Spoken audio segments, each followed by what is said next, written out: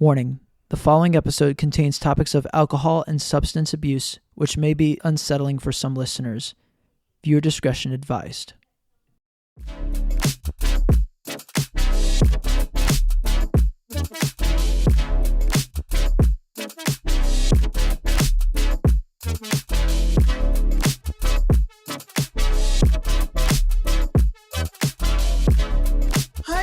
And welcome to another episode of the Atlantic Cell Podcast. I'm your host, Donald Campbell, the director of the Atlantic Center for Independent Living, and we're here with Dawn Lolla, one of our friends from the BNI, which stands for the Business Networking International Group. And before we started, I thought I was going to butcher that, but I didn't.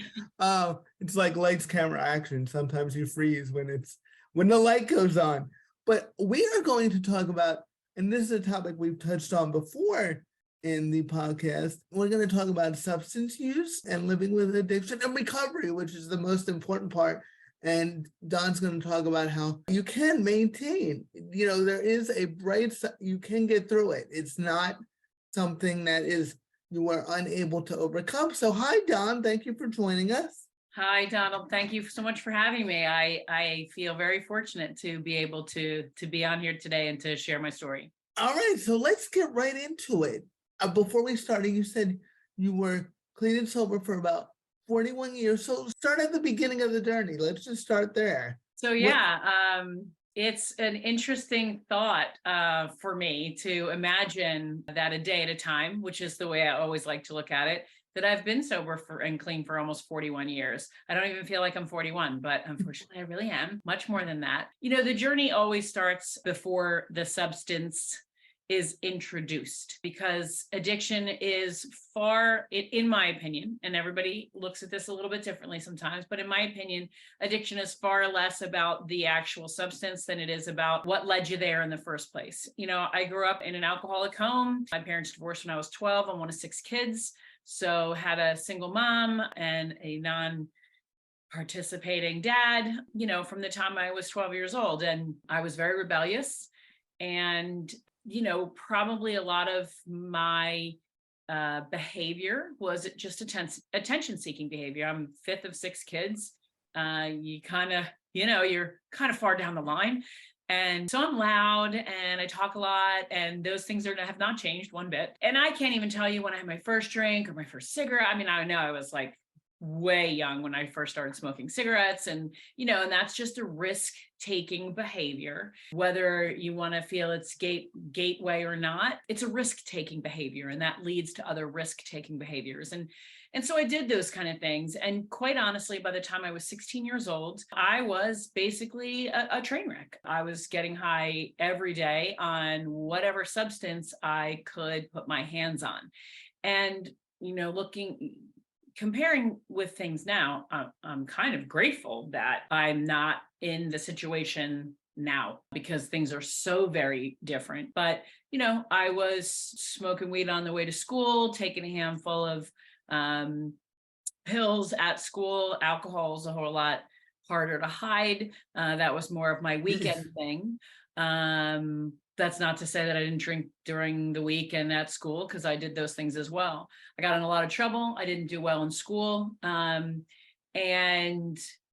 I had one very important thing in my life, and one very important, I had some important people, but one in particular, I'm a singer, and I feel that I have been gifted, my voice, and something that I cultivated and I trained.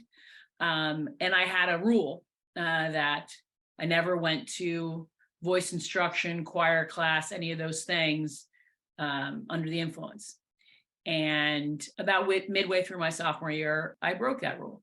And it really did impact me. And it's so funny, because everybody's bottom, we talk, a lot in recovery about hitting rock bottom. And that's different for every person. As I said, I had scrapes with the law. I had lots of scrapes at school. I don't even want to bore you with the details. I'm lucky to be alive. I will promise you that. I did a lot of things that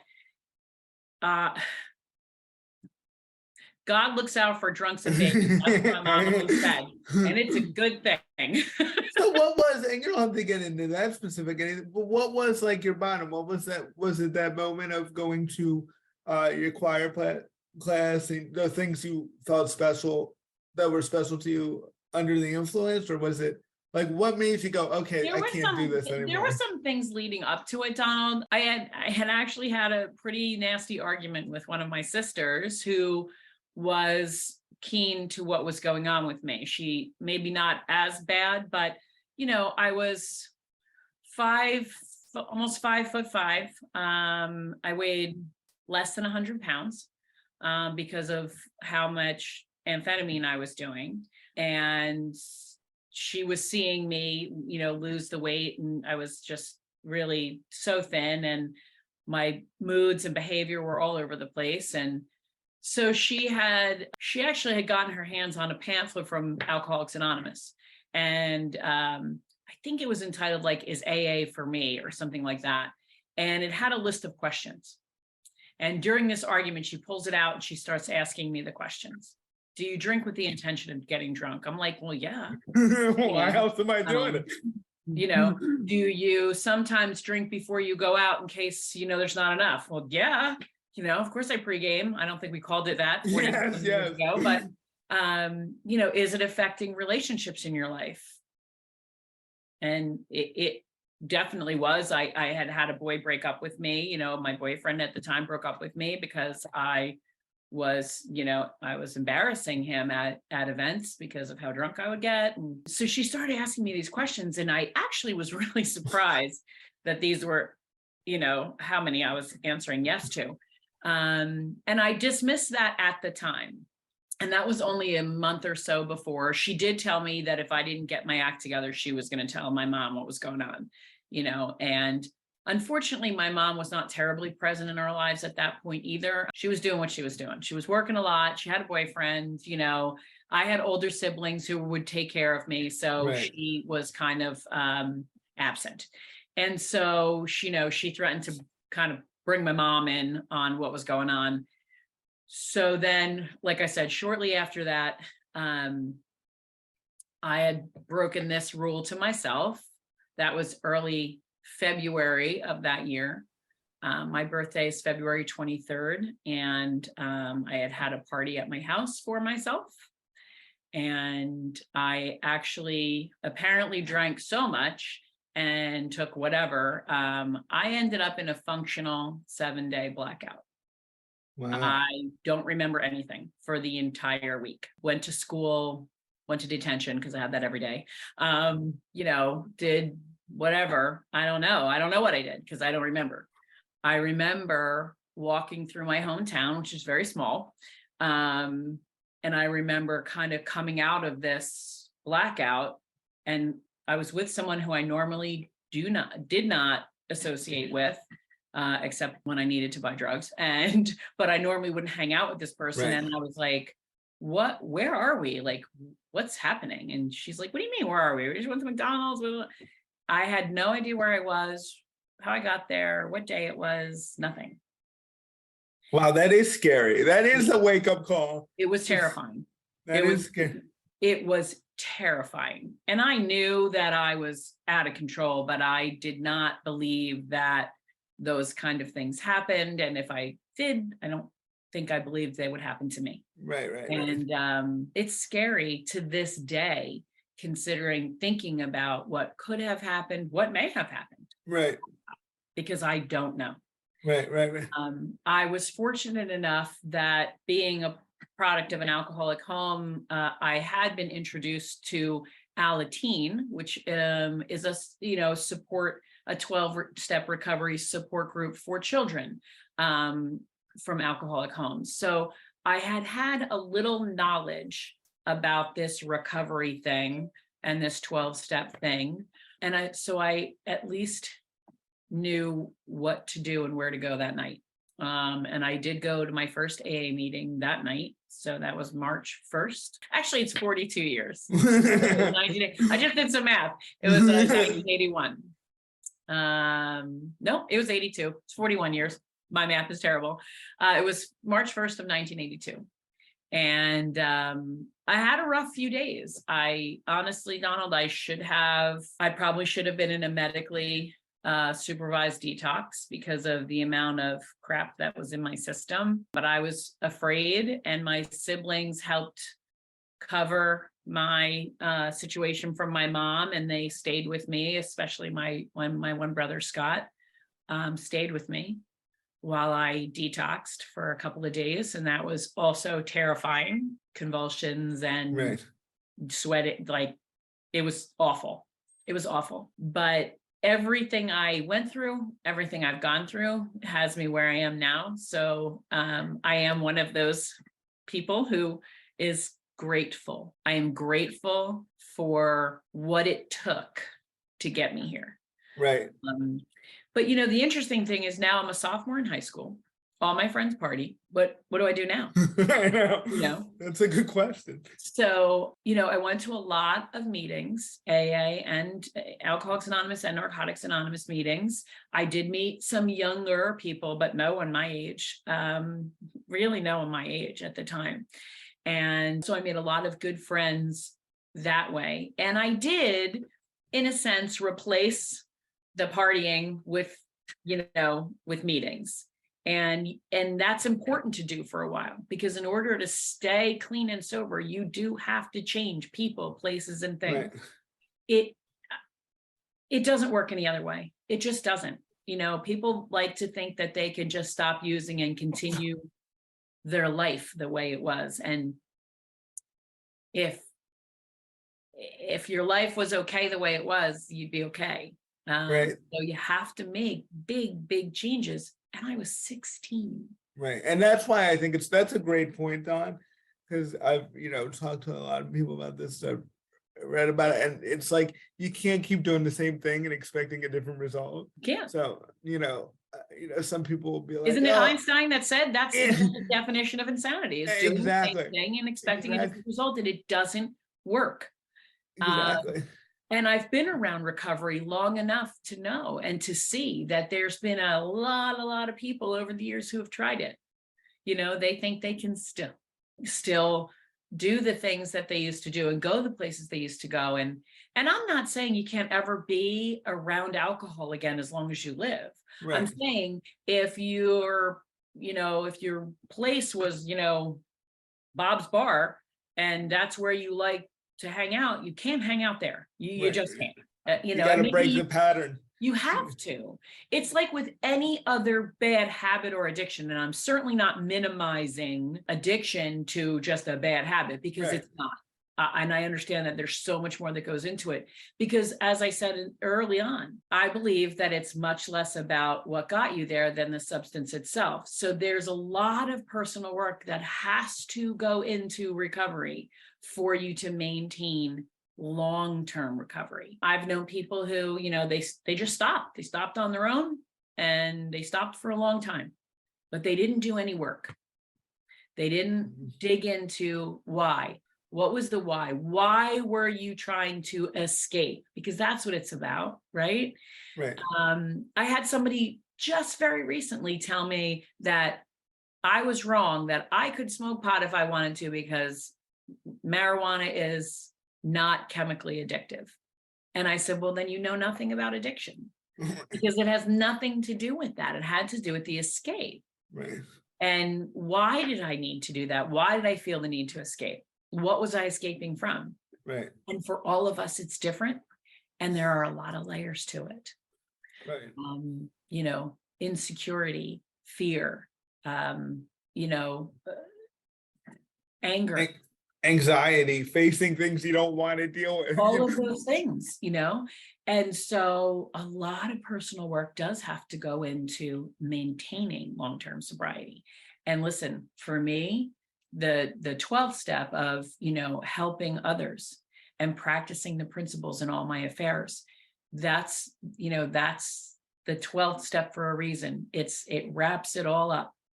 And, that's why I came on the podcast. That's why 41 plus or whatever years later, however many it is, I still go to meetings. I don't go to 5 and 6 and 7 meetings a week like I did when I was getting sober, but I need to always remember that one drink, one use could potentially put me right back to where I was. Right. And I have people say that to me all the time. Well, you've been sober a long time, but you can have wine, right? Only if I want to die. And truly, that is how I look at it. Do I know that if I pick up a drink or a drug that it would lead to an untimely death or the ruin of my current life? No, I don't know that, but it certainly isn't worth chancing because I have a wonderful life. Right.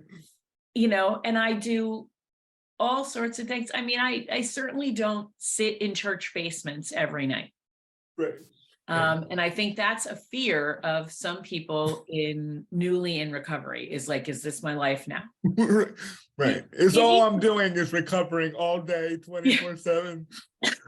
Pardon me. But it even says in the AA literature that the purpose of AA and recovery is to get us back into the mainstream of life. And church basements are not the mainstream of life. There's certainly a better alternative than the gutter. Which is what we used to talk about, back in the day. It's certainly a better alternative than death, which is kind of where I was probably headed, especially with, as I said, the things that I did at 16, 15, and 14. Like, I'm glad my mother doesn't know about any of it. Yeah, I was gonna ask that. Did you ever get to open up to your mom about it, or did you? Eventually, yes, it was. I had to, but I was glad that it was after that initial period, because that would have scared my mom. I'm just glad for me it worked out the way it did. But I did open up to my mom about it, and it was very hard for her. She felt a lot of responsibility because she was absent and had no idea what was going on. And I don't know that would have made any difference whatsoever. Who knows? It may have prolonged my active addiction because I would have had to hide it more. And the fact that she was absent may have just sped things up for me. So I don't have any resentment about my mom and her parenting or any of that kind of thing. I don't hold her responsible in any way, shape, or form.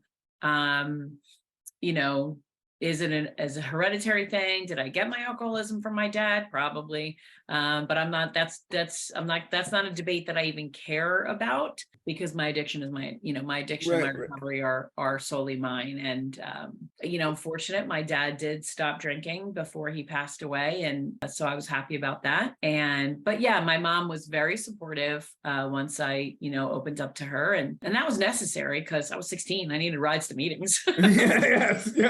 Very practical. I mean, I rode my bike a lot, but thank goodness I grew up in a small town so I could get around a little bit. But so yeah, she was supportive and very proud of me, and that was important. That's awesome. I wanted to talk about too, since it was 41 years ago. What do you think about how we made progress on the stigma around addiction? Have we made progress? I think this is a really important part of your podcast too. It's like, sometimes people are afraid to talk about this stuff or they don't want to talk about this stuff. And I just think, like, I love that struggle with this stuff. Like it's a lot healthier when we don't act like it's, some unheard of thing or there's something wrong with you. And I think we've made some progress in that, but even the ignorant questions people ask you, like, oh, I'm going to tell you that you can deal with your addiction. Like it's just not it's the equivalent of somebody telling me with cerebral palsy what I should be, oh, you can climb this mountain or you can do this. It's like, I'll let you know what I can do. Yes. Don't tell me. So that's such a, how have we done with the stigma? There's layers. Here's the thing. We do a lot of education about substance use and substance abuse. I don't think we do enough about the recovery process because I don't think people who are not in addiction or who haven't had an experience with anyone like that, they don't really understand that, no, I can't. I can't. No, I can't just have a glass of wine. No, I can't just smoke a joint with you right now. They just don't understand yet. So I still think we lack a little bit in the education realm. One of the reasons that I am willing to come on this podcast. It's Alcoholics Anonymous, right? Well, yeah, it is for those who want it to be, but I have never, in the long term part of my, recovery, I am not shy about talking about it. Most people who know me know.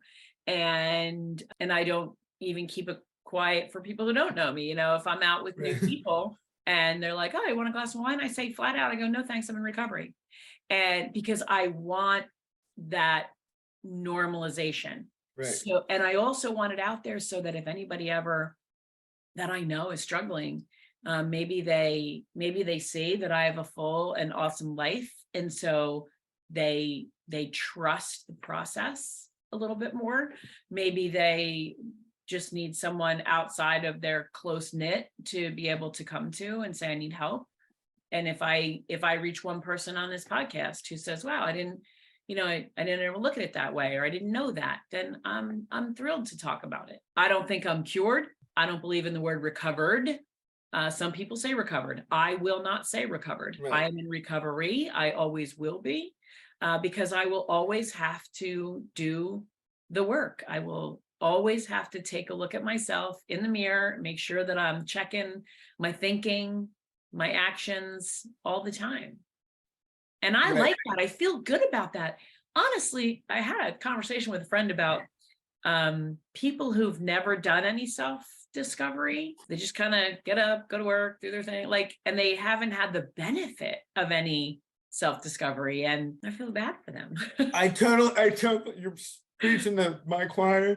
I totally agree with you. One of the things that we talk about at the center when we're helping people is how important self-reflection is and accountability is, and looking at yourself. It's the hardest thing in the world.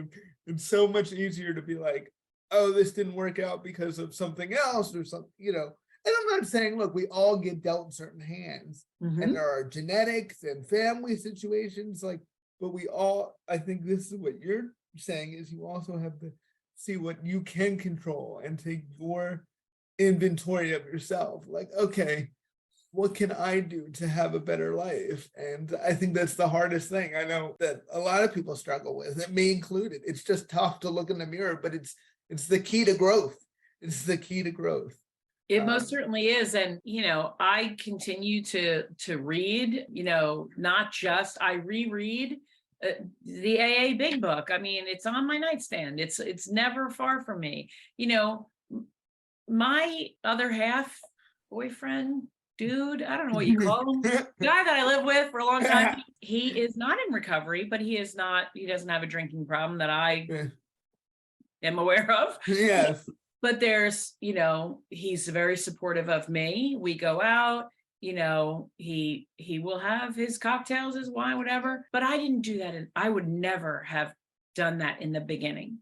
You have to build a very solid foundation in your recovery with the people around you. I was very protected in the beginning with making sure I fully surrounded myself only with people in recovery. I didn't hang around with any of my friends from school anymore. I made new friends at school, right?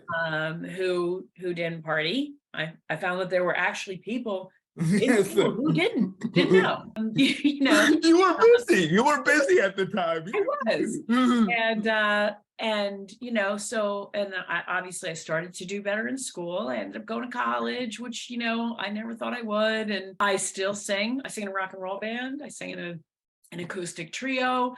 So I get out there and I get to share that, which I don't imagine I would be doing today if I had not made a big change very early on. That must have been tough because you were quite young, and to reset your whole life is that's tough. It was tough. And everybody's journey is tough in whatever it is. Everybody's journey is tough for them. Yeah, I was 16. So that's a big thing. You're dealing with all the teenage stuff already. Yes. And then throw in, I'm just going to, upend my entire social structure and construct, and have to make all new friends. It was like going to a new school practically. And staying away from the people who were bad influences, and Right. it's not their fault. That's not what I'm saying, but Right. But you peer can't, pressure- it's not your job to change them. So you can only remove and peer yourself. pressure at 16, a 16-year-old girl still trying to figure her own self out. And now I have to figure out this, recovery thing. And I was, again, very fortunate that I did discover a couple of teachers at my high school who I felt confident to confide in. And they were very, very supportive. And that was great. That was really great to be able to know that I had some support there. And I think anybody, that's important, that you really do seek out people, even if they're maybe not in recovery, but if you're an adult and you're trying to do this and you have to go to work every day, and the people, this is your job, and maybe you partied with these people. So Right. great. Now what do I do? I'm supposed to change people, places, and things, and I can't change people or places because I got to go to work with these people every day. Right. It's still a choice. There's Right. got to be somebody, you know what I mean, that Right. you can connect with. And that's why it's so important to really, in my opinion, like the 12-step recovery programs are the way to go. Rehab is important for a lot of people, just to be able to remove themselves from people, places, and things until their body is clean of the chemicals. Right. and the substances. But once you come out, you're back into reality. And so you have to make choices now. I believe fully that when the chemicals are still in your system, you really don't have much in the way of choice. Right. But once you are clean of the chemicals and been shown a way, then it's a choice. And we get to make these choices every day on how we're going to be, whether it's with an addiction to alcohol, drugs, food, sex, TV, game systems, whatever. There's addictive components to those things. Mhm. They do cause chemical changes. And so do you pick up the controller for the game system or not? It's a choice. Do you pick up that glass of wine or not? Right. It is a choice. Yes. And I get to make it every day. And I always say that. I don't say I have to say no. I get to say no. Right. And I'm really grateful for that, because again, on the path I was going, I don't deserve to be sitting here. Right. So, and I tell you, I am not blowing smoke up anybody's, what, when I tell you, I love my life. And like, I even joke with people all the time. They're like, you don't drink? I'm like, no, I'm way too much without it. Way too much without it. You don't need it, though. I don't. And nobody does once they do the work. Right. So tell us about that, because I want people to see the positive too. Like, there is another side to it. Tell us about your life now and kind of what you enjoy now. And oh my gosh. So as I said, I get to share my singing with people, which always makes me happy. I was married for many years, 20 something years, and I have 2 grown children, and my former husband and I enjoy a very friendly relationship, which blows people's minds all the time. But, marriages don't always work out, and so just because I was in recovery and doing the work doesn't mean that everything was perfect. Right.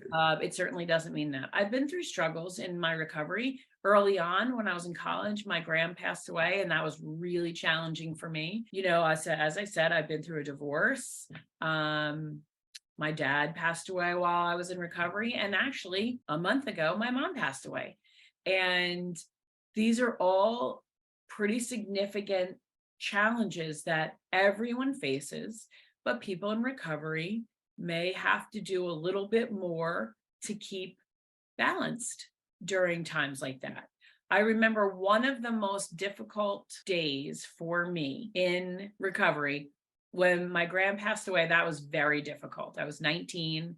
I was far away from my family, and I struggled for a bit, wanting to drink. I wanted to escape that sadness. So I had to stick really close, go to a lot of meetings, stay, be in touch with my sponsor regularly, and I got through it. 9/11 was a very difficult day for me. It was a terrifying day.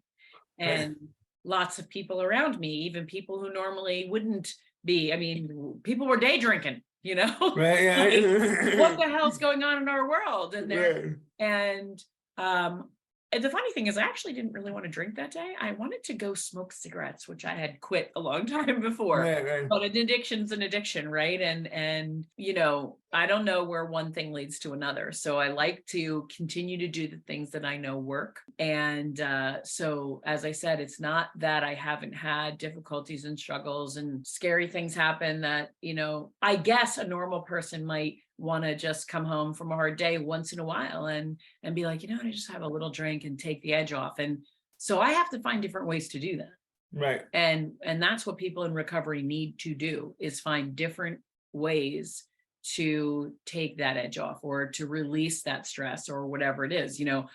Me, literally, I can turn on the music and sing at the top of my lungs, loud, really, really, really loud. And that's a very great release for me. Some people can go for a run. Some people, just can chill in a chair with a good book, and those things just kind of center them and bring them back down into an air, a space that is less scary or easier to manage. I don't know that people without addiction have to really pay that much attention to that.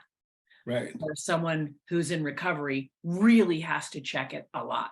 Like, where am I at? Am I stressed out? Am I hungry? Am I angry? Am I lonely? Am I tired? Those are 4 things that really play badly for people in recovery. Resentments, holding grudges really, really play badly for people who are in recovery. And so we have to check those things, I think, far more than someone maybe who doesn't have addiction, I guess. I don't know. I am not that person. Right. I know that I do. And again, it's kind of something I'm grateful for, because I feel like it just makes me a better person every day.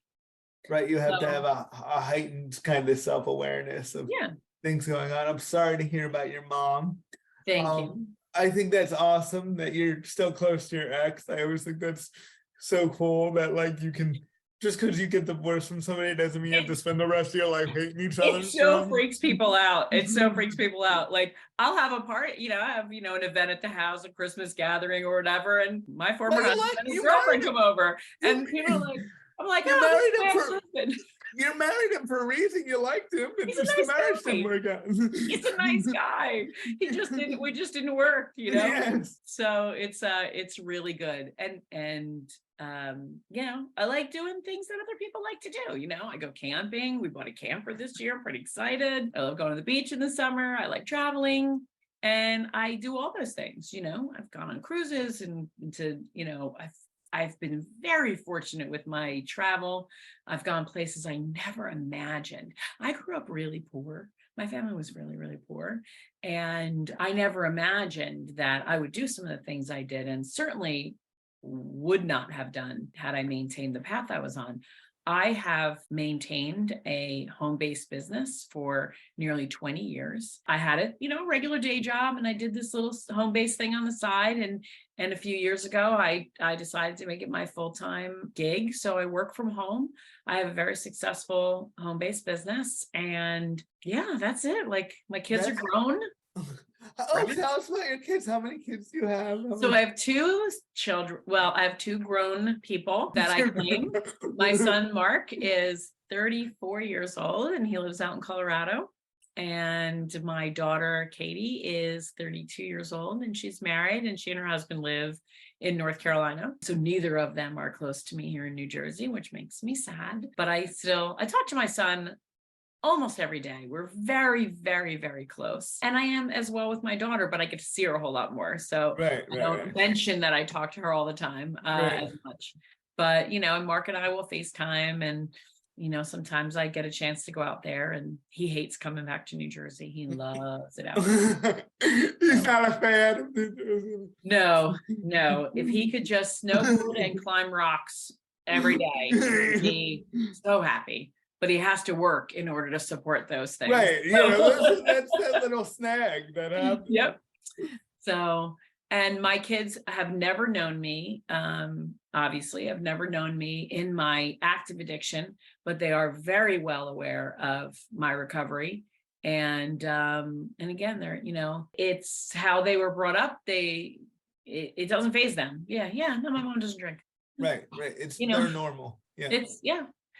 And that's where we need to be going with this. Right. That is It where we really is where we need to be going with it. But from a Center for Independent Living standpoint and the disability portion of this, addiction is classified as, as a disability. It is. Yep. But as my friend Jake Hackett always says, it's just different abilities. Yes. And that's, I've been given some insights and some different gifts that I may not have gotten had I not gone through what I went through. And I'm very grateful for that. Right. And that's such an important thing to say, because, some people still have an old mindset like, oh, addiction is not a disability. And that's just not, it's just not accurate. It's just not true. And also you can have a disability and also have an addiction, like, on top of the disability, like, we just need to look at the broader sense of it. And like, I love what you said, Don, that's where we need to be heading, just the new, no judgment and the normalization of it. So people don't feel afraid to get help, because, I've really focused in on your stories, and the keys were just those people in your life that were one that called you out. Good for your sister for calling you out. I mean, Yep. this pamphlet sounds like you. Yep. Here it is. And also those teachers who were like, we're here for you. Yeah. I know I've said the word grateful probably 20 times, but I am for every bit of that. I told my sister all the time, I credit her with saving my life, and she downplays it, but that had to be a hard thing for her to do. Calling somebody out on their addiction is hard. Yes. It's hard. It's been hard for me with people in my life that I've loved that have, had addiction issues. Maybe you would think that because I've been through it, I have a different perspective, but it's hard. And so she did it, and I'm grateful every day that she did. But yes, I want people, to not be afraid to ask for help and to look in the mirror, because that's the hardest part. Yes. Because really, addiction is a self-diagnosed disease. I can tell you lots of people who I think should, probably stop drinking, but it's never going to happen just because I said it. And that's what my sister said to me. Well, I didn't do anything. You had to make that, you had to come to that realization. I said, yeah, but that she gave you that push. She gave you that push. And it was, she wasn't doing it out of malice, No. We may have been in an argument at the time, but she had to have given that some forethought to be able to be prepared with that pamphlet. And she knew I was struggling. Right. So I do think it's important that, as loving a way as we can, if there are people in our lives who need to maybe be checked, help them along the way. But it has to be done with love and concern, because if it's done, because you want them to change, that doesn't work. Yeah, it doesn't matter. If it's just like you said, the person with the substance use issue is not on board, it doesn't matter. It does not matter. It doesn't matter. And let me tell you, that's one of the hardest things to watch. Right. I still have people in my life now who struggle with addiction, and I just try to keep open lines of communication. I don't allow them too close in my life, because it is toxic. It's toxic not just for someone who's in recovery. Being around people with addiction is toxic for someone. So I just try to let them know that I always be here for them, but that I can't have them close to me right now. Right. Until they decide to go a different way. And the key thing about your story is it's not like your sister said that to you. We're like, okay, let's go to AA right now. It stuck with you, and when you were ready. Yeah, I had to marinate that a little bit. Yeah, you're like, okay, that's not me. I don't know what she's talking about. And then, oh, wait a minute, this could be me. So, sometimes I try to remind myself on all facets of life. Sometimes we say things, and if we don't get the instant reaction we thought we should, it's like, oh, I failed. But like telling somebody, you notice something, you love them, and you care about them, they might not be ready to hear that, but when they are, if they ever are, they're going to remember who said that to them, just like they're going to remember who judged them. it made them feel bad. That's very true. But planting the seed is never a bad thing. It's never a bad thing. All right. Well, this has been awesome. You know, this has been one of my favorite episodes because just so refreshingly honest and telling it like it is, which I think, you know, if there's somebody out there struggling, one, there's great organizations that can help, like the center. We can definitely get you connected to resources. But, you know, even if you're just listening to this and you're like, I'm not ready to face this, maybe this is me, that's okay too. But, you know, just know that there's like another side to this, and there's people all around life who are successful, who go through addiction, who go through substance use. You know, I just watched, and we'll close out with this, I just watched a great show on Hulu called Dope Sick about the opioid crisis and how certain communities were targeted with these Oxycontin pills. And, you know, it just made me realize, like, we think so much of addiction is, you know, oh, that could never happen to me. But like, it's just, there are so many facets of life that draw people to it, where it makes sense of why people go down that road. Why, you know, people are struggling and they're trying to escape, like Dawn said, and there are these ways to do it, and they don't maybe have the most healthy coping skills. So they go down that road. So I just encourage people not to judge and to really keep an open mind about this stuff. And just know if you're struggling that there are resources out there, and that we have made some progress in getting rid of the shame and the stigma, and coming forward also helps get rid of the shame and the stigma. So people should know that. Do you have any closing words, Dawn?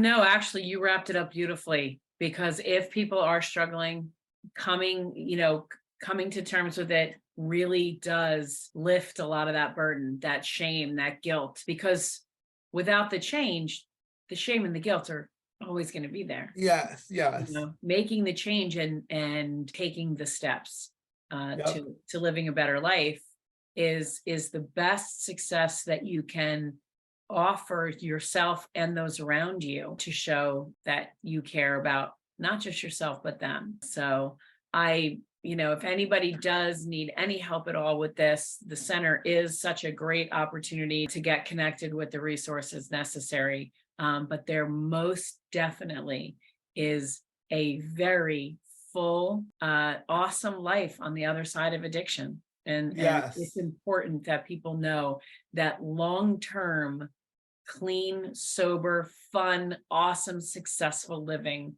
is most definitely an option, and it's doable. Yes. Well, thank you so much again, Dawn. And thank you everybody for tuning in for another episode of the Atlantic Soul Podcast. And we'll see you next time. Thanks, everybody. Bye.